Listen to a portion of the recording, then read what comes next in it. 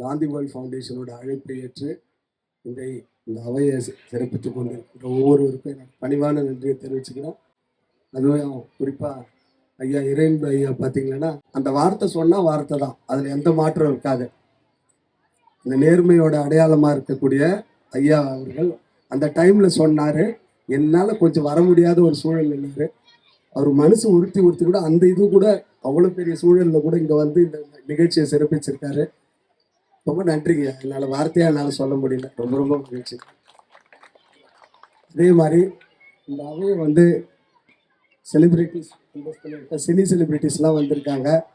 என்னடா இந்த ஹாபிக்கும் சினி செலிப்ரிட்டிஸ்லாம் வந்திருக்காங்களேன்னு நீங்கள் நினைக்கலாம்.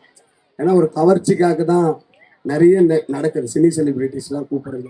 ஆனால் இவங்க சினி செலிப்ரிட்டிஸை தாண்டி இவங்கெல்லாம் ஹாபி கீப்பர்ஸ். இவங்களும் இந்த ஹாபி சம்மந்தப்பட்ட இப்போ வரைக்கும் கலெக்ட் பண்ணுறாங்க, அதை ப்ரொமோட் பண்ணிட்டு இருக்காங்க. அந்த வகையில் இங்கே வருகை தந்துள்ள முர்ச்சி சிவா ஐயா அவர்களை அவர்கள் வரவேற்கிறேன்.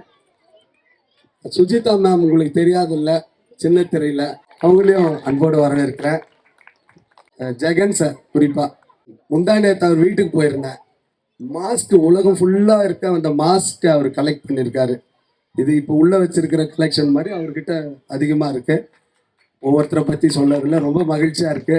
அனைவரையும் என்னோட அன்போடு வரவேற்கிறேன்.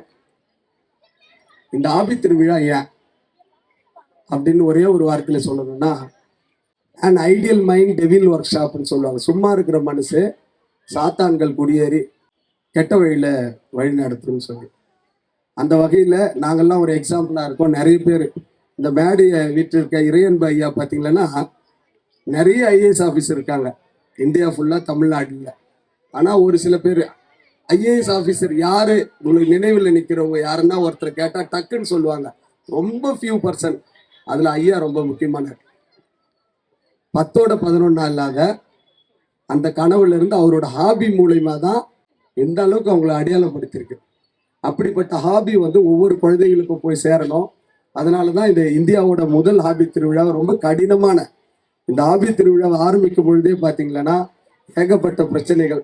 அப்படிப்பட்ட ஒரு சூழல்ல இது ஏதோ ஒரு வகையில் இறைவனோட அருள்ல நடந்துட்டு இருக்கு. நம்மளோட Madan sir, cartoonist Madan sir, கார்ட்டூனுக்குன்னு ஒரு தனி வடிவம். ஒரு போன மாதத்துக்கு முன் வீட்டுக்கு போயிருந்தேன். ஒரு 30 செகண்ட்ஸு சும்மா அப்படி கோடு போட்டார். அது பார்த்தீங்கன்னா அவ்வளோ அழகாக பொலிட்டிக்கல் கார்ட்டூனாக ஒன்று போட்டு ஐயா கிஃப்ட் பண்ணியிருந்தாங்க. 82 வயசுலேயும் இந்த வெயிலை தாண்டி இந்த நிகழ்வை சிறப்பிக்க வந்திருக்காங்க. டிராயிங் காம்படிஷனை துவக்கி வைக்க போகிறாங்க. ஐயா உங்களையும் அன்போடு வரவேற்கிறேன். ரொம்ப நன்றிங்க. ரொம்ப நன்றி அனைவருக்கும். தேங்க்யூ.